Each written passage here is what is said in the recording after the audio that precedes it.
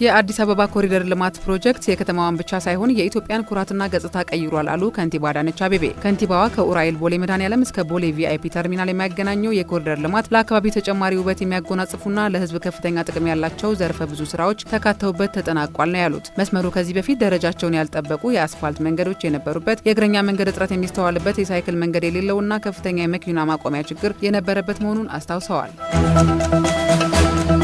በሚኒባስ ታክሲ ውስጥ በተለምዶ ሿሿ በሚል የውንብድና ወንጀል ሲፈጽሙ የነበሩ 4 ተከሳሾች በጽኑ እስራት ተቀጡ። የፌዴራል ከፍተኛ ፍርድ ቤት ቦሌ ምድብ 4ኛ ወንጀል ችሎት የግራ ቀኝ ማስረጃ መርምሮና መዝኖ በ4ቱ ተከሳሾች ላይ ነው የጽኑ እስራት ቅጣት ያስተላልፈው። በዚህም ውሳኔ መሰረት ሰናይት ገብረ እግዚአብሔር የተባለችውን ተከሳሽ በ11 ዓመት ጽኑ እስራት፣ ሄርሜላ ካሳ የተባለችው ተከሳሽ በ7 ዓመት ጽኑ እስራት፣ መክሊት አዳና የተባለችውን በ9 ዓመት ጽኑ እስራት፣ ዳኛቸው መንግስት የተባለውን ተከሳሽ ደግሞ በ12 ዓመት ጽኑ እስራት እንዲቀጡ ወስኗል።